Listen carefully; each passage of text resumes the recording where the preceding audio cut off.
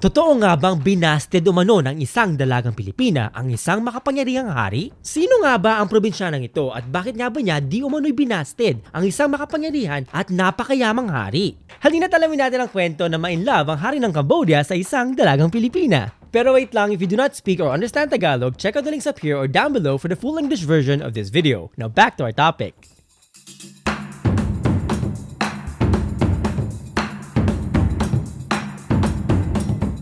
Mabuhay o sa Kapampangan luwid kayo. At sa kamay ang pambansang wika ng Cambodia, Suhasiday. Ako po si Kirby Araulio, ang inyong friendly Pinoy historian. At sa channel na ito, kung bago kayo, ay gumagawa ako ng mga video tungkol sa ating kasaysayan, kultura at marami pang iba. Kaya naman huwag kalimutang mag-like, mag-share, mag-comment sa ibaba at mag-subscribe. At ngayong araw ng mga puso, at dahil na rin marami sa inyo ang nag-request ng Tagalog version ng video na ito, halina't kilalanin natin ang hari ng Cambodia na minsan lang bumisita sa Pilipinas at nabighani ng isang dalagang probinsyana. Alamin din natin kung bakit nga ba naging makasaysayan ang pagbisitang ito. Noong 1872 sa panahon ng mga Kastila sa Pilipinas ay may isang napaka-espesyal na pangyayari ang naganap. Pagkat isang hari mula sa ibang bansa ang bumisita sa Pilipinas, si Haring Norodom ng Cambodia. Pero bago natin talakayin ang pagbisita ni Haring Norodom at ang kwento ng kanyang sinisintang Pilipina, ay kailangan muna nating unawain ang mga kaganapan sa kalakhang Timog Silangang Asya noong 1800s. Pagkat noong 1800s kasi ay naging mas agresibo ang mga Europeans sa Asya. Halimbawa, sa pilitang binuksan ng mga British ang mga merkado ng China sa kalakalan ng opium. At ito na nga ang tinatawag na Opium Wars o mga digmaang opium. Noong 1800s din nang sapilitan ding buksan ng mga Westerners ang mga bansang Japan at Korea sa impluwensya ng kanluran. Samantala sa Timog Silangang Asya naman ay nagbabalak din ang mga Pranses na palawakin ang kanilang sariling imperyo sa tinatawag noon na Indochina o ang mga bansa ngayon ng Cambodia, Vietnam at Laos. At mula noong 1850s ay nagsimula silang makialam at makigulo sa politika ng Vietnam at Cambodia upang mapasakamay nila ang kabuuang Indochina. At noong mga panahong ito ay magkaalyado ang mga Pranses at ang mga Kastila. Kaya naman noong magpadala ang mga Pranses ng ekspedisyong militar sa Vietnam upang ito'y kanilang masakop noong 1858 ay naglaan din ng mga Kastila ng daan-daang mandirigmang Pilipino mula sa Pilipinas at karamihan sa kanila ay mga Kapampangan mula sa La Pampanga. At makalipas ang ilang taon, ang mga mandirigmang Pilipinong ito ay dinestino naman sa Cambodia upang tulungan ang mga Pranses at ang prinsipeng si Ratchavadi. Sinusuportahan kasi ng mga Pranses ang prinsipeng si Ratchavadi noong magkagulo noon sa Cambodia. Siya kasi ang nais nila maluklok sa trono ng kaharian. At sila nga ay nagtagumpay nang makoronahang hari ang prinsipe. At mula noon, si Prinsipe Ratchavadi ay opisyal na kinilala bilang si Haring Norodom ng Cambodia. Subalit may kapalit pala ang suportang kanyang natanggap mula sa mga Pranses at mga Kastila. Kaya naman bagamat siya'y naituring hari ng Cambodia, si Haring Norodom ay nagmistulang isang puppet o isang tuta lamang ng mga Pranses. Mas nangingibabaw kasi ang mga Pranses sa pagpapatakbo ng kanyang kaharian, lalong-lalo na sa ugnayang panlabas nito, kung saan hawak talaga ng mga Pranses ang bawat galaw ng Cambodia. At makalipas ang 10 taon nang mapalakas ni Haring Norodom ang kanyang posisyon at siya'y kumpiyansa na nga sa tatag ng kanyang trono bilang hari ng Cambodia, ay siya'y nagpasyang lumibot sa isang serye ng state visits upang bisitahin ang iba't ibang kabisera ng Asya. Nagsimula siya sa pagbisita sa Da Nang sa Vietnam, kung saan nakasentro ang kapangyarihan ng mga Pranses sa Indochina. Pagkatapos naman nito ay nagpunta naman siya sa syudad ng Macau na noon ay hawak ng mga Portuguese at sa syudad ng Hong Kong na nasa ilalim naman noon ng mga British. At ang kanyang naging huli at masasabing pinakamahalagang binisita ay ang Maynila. Siya ay opisyal na bumisita sa Pilipinas bilang isang hari upang ipakita ang kanyang pasasalamat sa pagtulong noon ng mga Kastila at mandirigmang Pilipino noong 1860s nang kanyang ipinaglaban ang kanyang karapatan sa trono ng Cambodia. Dumating si Haring Norodom noon sa Kamaynilaan noong August 8, 1872 at siya'y sinalubong ng isang malaking pagdiriwang, kabilang na ang 21 gun salute na pinangunahan ng Kastilang Gobernador General ng Pilipinas na si Rafael de Izquierdo, at nagpatuloy ang mga pagdiriwang ito sa loob ng ilang araw. Kapansin-pansin din ang suot ng hari pagkat minsan ay may suot siyang mga magagarbong tradisyonal na kasuotan ng mga Kamay o Cambodian at may mga okasyon din naman na nagbibihis European ang hari. hari upang ipakita ang kanyang pagiging bukas sa impluensya at kultura ng mga Europeans. At noong August 9 naman ay nagkaroon ng isang marangyang piging sa palasyo ng Malacanang. At sa piging na ito ay naitala naman ang kamanghamanghang mga alahas at tradisyonal na kasuotan ng banyagang hari. At syempre sa gabi ding ito ay nagpakitang gilas ang mga Pilipino sa pamamagitan ng makulay at mailaw at pinakamaningning na fireworks display sa Ilog Pasig. Pero hindi dyan nagtatapos ang kanyang official state visit, pagkat sa sumunod na linggo ay namasyal naman ang hari sa mga probinsya ng Bulacan at La Pampanga. At sa mga probinsyang ito ay nagdaos din ng mga kapistahan, handaan at piging ang mga Pampanggenyo at mga Bulakenyo sa ngalan ng kanilang bisitang hari. At dito na nga nakilala ng hari ang magagandang magkapatid na sina Josefa at Anita Rojas. At sa kanilang unang pagtatagpo pa lamang ay talaga namang nabighani si Haring Norodom sa busilak na kagandahan ni Josefa. At mula noon ay in love na ang hari sa dalagang Pilipina. Si Josefa noon ay 20 years old pa lamang. Siya rin ang ate sa magkapatid. At ang palayaw ni Josefa ay Pepita. Ngunit dahil sa kanyang busilak na kagandahan ay mas kilala siya sa mga mamamayan ng Pampanga at Bulacan bilang Marilag na Araw ng Kalumpit. At bilang pagsalubong sa hari ay niregaluhan ni Pepita si Haring Norodom ng isang hand-painted na pamaypay. Habang ang nakababatang si Ana naman ay nagregalo sa hari ng isang marikit na pares ng tsinelas. At masayang tinanggap ng hari ang mga regalong ito bilang tanda ng kanyang maligayang pagbisita. At pagkatapos ito ay nagpasya si Haring Norodom na magtagal pa ng ilang araw sa bayan ng Apalit sa Pampanga. Umaasa kasi siya na ligawan at mapasagot ang dalagang si Pepita. Pagkat sina Pepita kasi noon at ang kanyang pamilya, ang angkan ng mga Rojas, ay nakatira noon sa Kalumpit, na karatig bayan lamang ng Apalit. Sa katunayan, ito'y nasa kabilang pampang lamang ng Ilog Pampanga. At habang nasa Apalit, ang hari ng Cambodia ay nagbakasyon sa isang napakatanyag na mansyon na kung tawagin ay ang La Sulipenia. Isang marangyang kamanghamanghang bahay na bato sa baryo Sulipan ng Apalit na nakaharap mismo sa pampang ng Rio Grande de la Pampanga. At ang hari ng Cambodia ay naging bisitang pandangal ng mga Arnedo, isang prominenteng angkang Kapampangan na silang nagmamay-ari ng mansyong La Sulipenia. Lingid sa kaalaman ng mga Pilipino, kabilang na ang marami sa mga Kapampangan, ang bayan ng Apalit noong panahong ito ay napakayaman, napakaunlad at napakatanyag na binibisita ng mga prominenteng dayuhan. Sa katunayan ay kabilang sa mga nagbabakasyon noon at naging bisita ng La Sulipenia ay ang mga royal families ng Japan at Europa, gaya ni Prince Alfred, ang Duke of Edinburgh na ikalawang anak na lalaki ni Queen Victoria ng United Kingdom, at gaya rin ni Grand Duke Alexis Alexandrovich na anak ng makapangyarihang emperador ng Russia na si Tsar Alexander II. Sa katunayan, maliban sa mga European at Asian royalties, ay mahilig ding bumisita noon at magbakasyon sa La Sulipenia ang iba pang mga prominenteng Pilipino. At kung iisipin, ang pinakatanyag dito ay ang walang iba kundi ang bayaning si Gat Jose Rizal.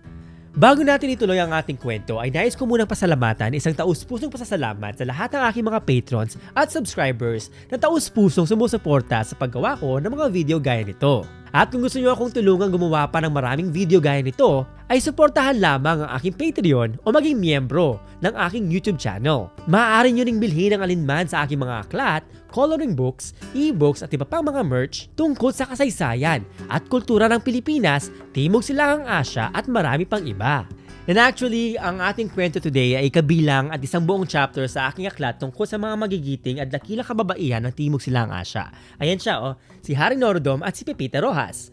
And actually, kabilang din siya sa ating, baliktad na naman, sa ating coloring book tungkol sa kababaihan ng Timog Silangang Asya. Kaya naman para sa karagdagang kaalaman ay i-check lamang ang mga links sa ibaba. Pero teka lang, balikan muna natin ang kwento ni Haring Norodom at ni Pepita Rojas. Sa isa sa mga piging at engrandeng sayawan at handaan na idinaos noon sa La Sulipenia ay nagkaroon ng pagkakataon si Haring Norodom na makasayaw ang kanyang irog na si Pepita. Masayang nagsayawan ang dalawa na tila ba wala ng bukas. Kaya naman mabilis na nahulog ang loob ng dalawa sa isa't isa. At noong gabi ding yon ay nagpropose ang in love na hari sa dalagang Bulakenya. Subalit ito'y binasted ni Pepita. Magalang na tinanggihan ng dalaga ang proposal ng hari pagkat ayaw raw ni Pepitang talikuran ang simbahang Katoliko. Samantalang, si Haring Norodom naman ay isang tapat na Buddhist at bilang hari ng Cambodia ay tradisyon din sa kanila na siya'y makapag-asawa ng marami. Kaya naman kung iisipin na ito ay taliwas sa kultura at tradisyong kinalakihan ni Pepita. At hindi raw matatanggap ni Pepita ang maging isa lamang sa maraming asawa ng hari. Sinasabi din na malaking dahilan ng kanyang pagbasted sa hari ay ang kagustuhan ni Pepitang alagaan ang kanyang mga magulang sa kanilang pagtanda. Hindi raw kasi kayang iwan ni Pepita ang kanyang pamilya kahit na ang kapalit nito ay ang maging reyna ng Cambodia. Labis na nasaktan ng hari at sa kabila ng kanyang nagdurugong puso ay buong loob na tinanggap ng hari ang pasya ng dalaga. At matapos ang kanyang pamamasyal sa La Pampanga at Bulacan ay nagbalik ang hari sa Maynila kung saan agad siyang namili ng mga alahas mula mismo sa kanyang dalang yaman upang iregalo sa magkapatid na dalaga. Niregaluhan ng hari si Pepita ng isang gintong granada o pomegranate o isang alahas na hugis puso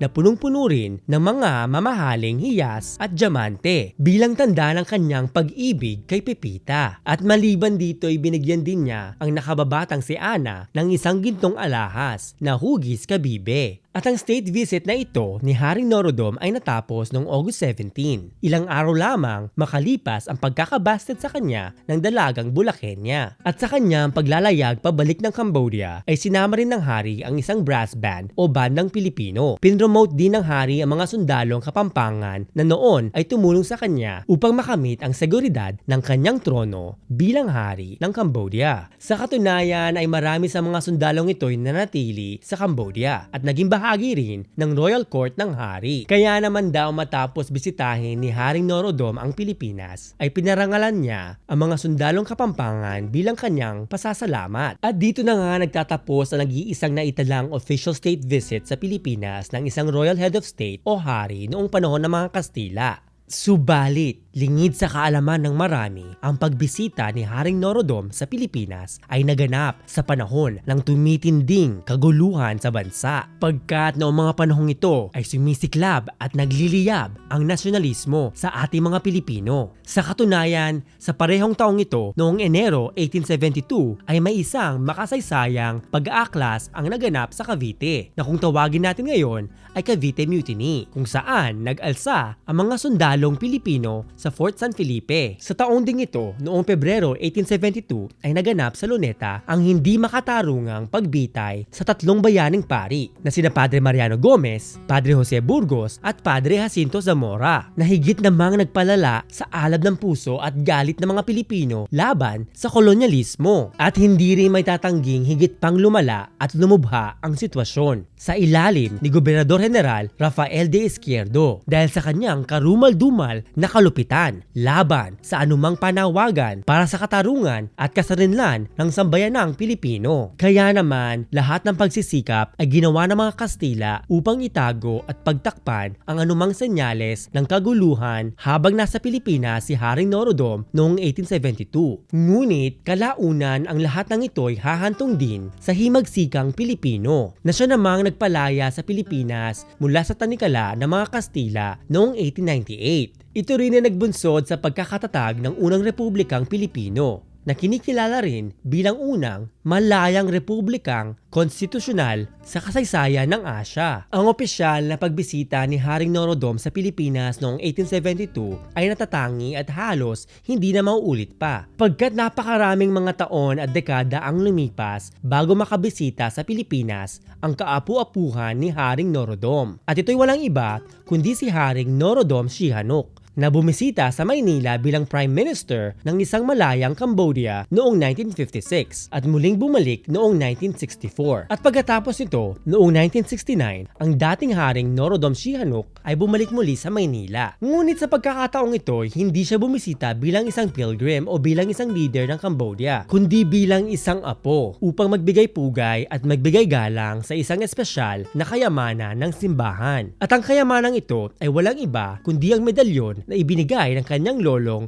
si Haring Norodom kay Ana Rojas, ang nakababatang kapatid ni Pepita noong 1872. Ang medalyon na ito na hugis kabibe ay gawa sa purong ginto at pinalamutian ng mga diamante, perlas at mga emeralds. Mayroon din itong inukit na nagsasabing, Su Majestad El Rey de Cambodia a la Señorita Ana Rojas, 1872. O sa Tagalog, ang kanyang kamahalan, ang Hari ng Cambodia para kay Binibining Ana Rojas. Taong 1872. Kalaunan kasi binigay ni Ana Rojas ang gintong medalyon bilang donasyon sa simbahan, bilang pasasalamat sa imahen ng Nuestra Señora del Santísimo Rosario. At ito'y bilang pasasalamat matapos gumaling ang kanilang kapatid mula sa malubhang pagkakasakit noong 1892, 2 dekada pagkatapos na makasaysayang pagbisita ng hari sa Pilipinas. Nakakalungkot namang isipin na si Pepita, ang dilag na nais pakasalan at iniibig noon ni Haring Norodom, ay namatay na dalaga noong 1883, 11 taon matapos ang kanilang maikli ngunit matamis na engkwentro. Nakakalungkot rin na malaman na ang espesyal na gintong pomegranate o hugis pusong alahas na ibinigay ng hari kay Pepita bilang sagisag ng kanilang pag-ibig ay sinasabi ring ninakaw at hindi na muling nakita pa. Mahalaga ring tandaan na bagamat makasaysayan ang pagbisita ni Haring Norodom noong 1872 ay hindi ito ang simula ng relasyong diplomatiko sa pagitan ng mga bansa na ngayon ay kilala bilang Pilipinas at Cambodia. Pagkat noon pa mang ika-6 na siglo ay mayroon ng kalakalan at mabuting ugnayan sa pagitan ng kapuluan ng Pilipinas at sinaunang Cambodia. Sa katunayan noong 1500s, ang mga mandirigmang Luzones o ang mga ninuno ng mga Kapampangan at Tagalog ay tumulong sa kaharian ng mga Cambodians laban sa pagsalakay ni Haring Naresuan ng Ayutthaya o ngayon ay Thailand. Lingid din sa kaalaman ng marami na pinagtangkaan rin ng mga Kastila na sakupin ng Cambodia noong ika-16 na siglo, ngunit sila'y nabigo. Marami rin sa atin ngayon ang nag-aakala na ang kasaysayan at kultura ng Pilipinas ay laging nakabukod o isolated at hindi konektado sa iba pang mga bahagi ng Southeast Asia. Subalit ito'y napakalayo sa katotohanan. Pagkat gaya na nabanggit ko noon sa aking maraming mga video, ay noon pa man ang mga mayayamang kasaysayan at makukulay na kultura ng iba't ibang bahagi ng Southeast Asia o Timog Silangang Asya ay matagal nang magkakaugnay. Kailangan lang nating mas laliman pa ang ating pangunawa at palawakin pa ang ating kaalaman. At kailangan rin nating matutong bigyang halaga ang ating magkakaugnay na pinagmulan.